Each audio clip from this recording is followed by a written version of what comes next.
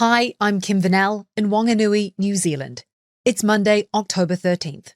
Today, jubilation in Israel as hostages from Gaza return home.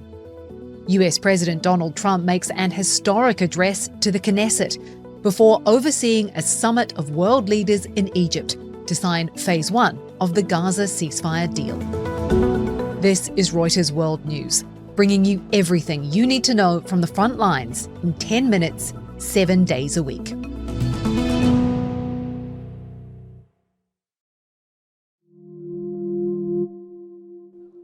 Israeli hostages finally returning home after 2 years in captivity in Gaza.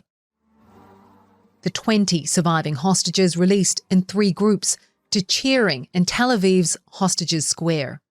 The Israeli army releasing the first photos of some of the freed hostages. Einav Zangalka talks to her son Matan for the first time in 2 years on a video call. She's telling him the war is over and he's on his way home. Israel is expected to release hundreds of Palestinians in Gaza and the West Bank today. And another 28 Israeli hostages, 26 of whom are dead and 2 whose fate is unknown, are expected to be released today. U.S. President Donald Trump touched down at Ben Gurion Airport this morning, and we talked to Maayan Lubell, Israel correspondent, as Trump headed to Jerusalem to meet hostage families and address the Israeli Knesset.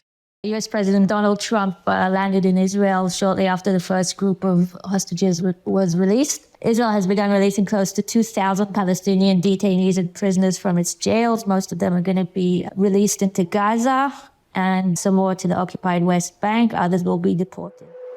The hostage return marked the beginning of something of a victory tour for Trump, who helped broker the ceasefire which led to the release, beginning with an historic visit to the Israeli parliament, the Knesset, where he received a hero's welcome.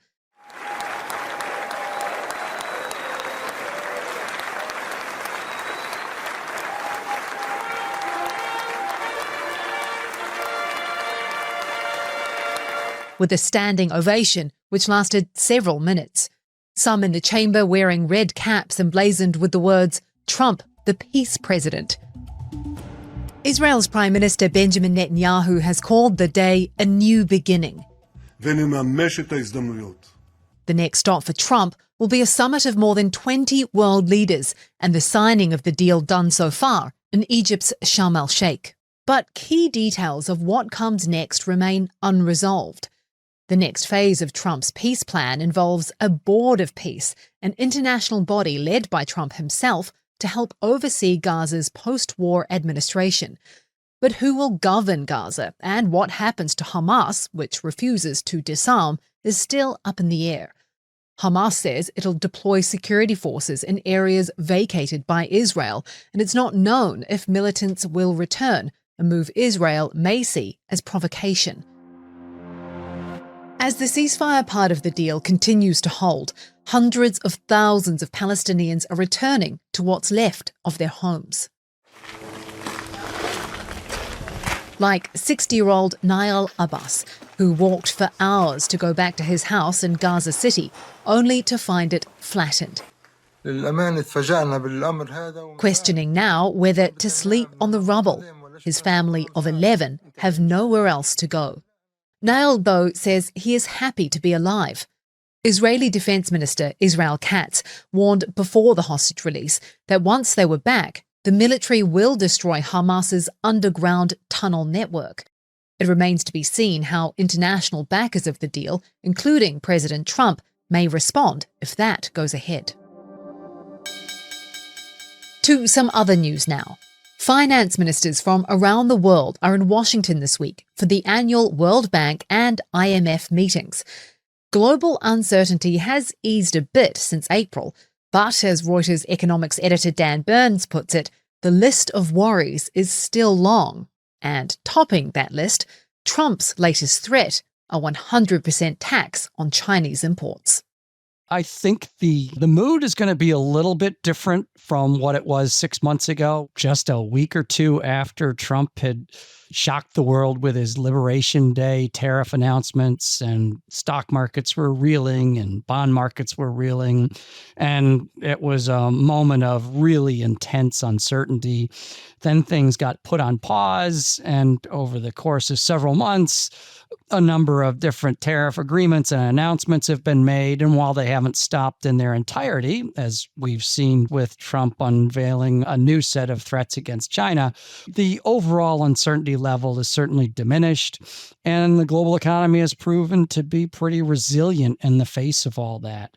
There's always a backdrop of global angst about things that aren't purely economic. We still have a war raging in Europe.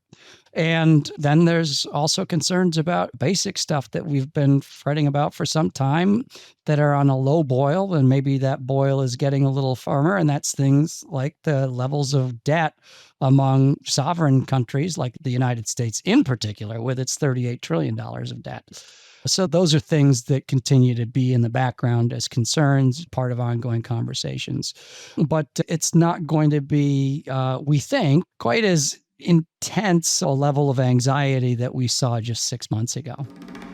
Tensions are flaring on the Pakistan-Afghanistan border, with deadly clashes killing dozens of fighters on both sides, the worst fighting since the Taliban took power in Kabul.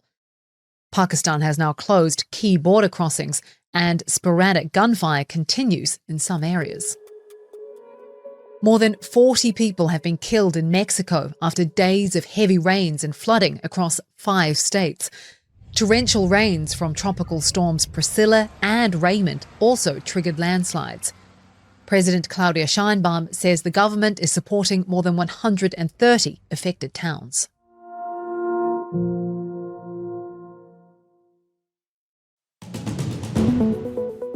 And for today's recommended read, stick with the Reuters live page throughout the day for all of the latest developments in Israel, Gaza, and Egypt.